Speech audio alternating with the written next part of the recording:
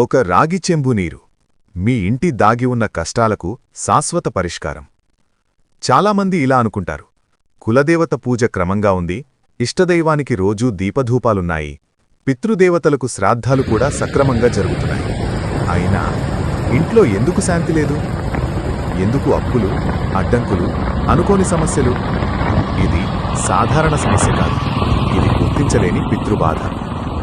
ఏ ఇంట్లో అయినా ఆ ఇంటికి వచ్చిన స్త్రీల, భార్యలు, కోడళ్ళు, వారి పుట్టింటి పూర్వీకులకు ఆ ఇంట్లో ప్రత్యేక ఆరాధన జరగదు.